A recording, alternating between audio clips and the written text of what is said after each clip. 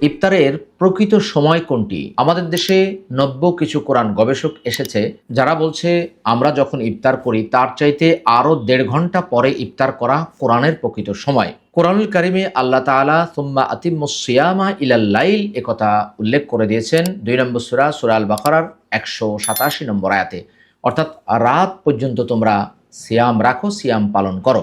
রাত কখন হয়? কোরআনের অনেক আয়াতেই বলা হয়েছে রাতের পরে দিন, দিনের পরে রাত।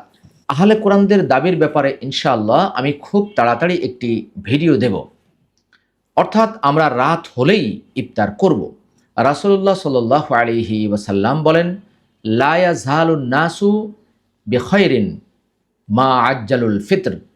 মানুষ ততক্ষণ পর্যন্ত কল্যাণের উপর থাকবে যতক্ষণ তারা তাড়াতাড়ি ইফতারি করবে। সহিহ বুখারী 1957 নম্বর হাদিস, হাদিসটি সহিহ।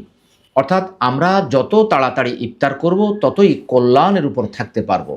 আমাদের দেশে ইসলামিক ফাউন্ডেশন যেই সময়টি নির্ধারণ করেছেন সেটি হচ্ছে সূর্য ডোবার ৩ মিনিট পরে তারা ইফতারের সময় নির্ধারণ করেছেন। এটা এজন্য করা হয়েছে যেন পুরো জেলার মানুষ এর আওতাভুক্ত থাকতে পারে। কিন্তু কেউ যদি বাড়িতে ইফতার করতে চায়, সূর্য ডোবার সাথে সাথে সে যদি খেয়ে নেয় তাহলে কোনো সমস্যা হবে না, বরং হাদিসের উপর আমল হবে। আবার যদি সে মসজিদের মাইকের আওয়াজ শোনার জন্য বসে থাকতে পারে, এতেও কোনো সমস্যা নেই।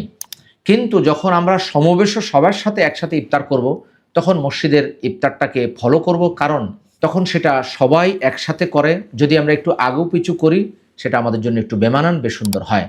আশা করি বিষয়টি অনুধাবন করতে পেরেছেন। অর্থাৎ ইসলামিক ফাউন্ডেশন যেটা করেছে সেটা হচ্ছে মানিকগঞ্জ জেলা, ওই জেলার শেষ প্রান্তে যে আছে সেও যেন শুরুর প্রান্তের মানুষের সাথে একসাথে ইফতার করতে পারে। এজন্য পুরো জেলাটাকে, পুরো বিভাগটাকে আওতাভুক্ত আনার জন্য একটা সময় নির্ধারণ করা হয়েছে। আল্লাহ তাআলা আপনাকে আমাকে যথাসময়ে ইফতার করার তৌফিক দান করুক এবং আমরা যেন কোরআন সুন্নাহ যথাযথভাবে পালন করতে পারি সে অনুযায়ী তৌফিক দান করুক, এবং আমরা কোরআন সুন্নাহকে কোরআন সুন্নাহর মানদণ্ডেই যেন বুঝতে পারি। আল্লাহ সে তৌফিক দান করুক। আমিন।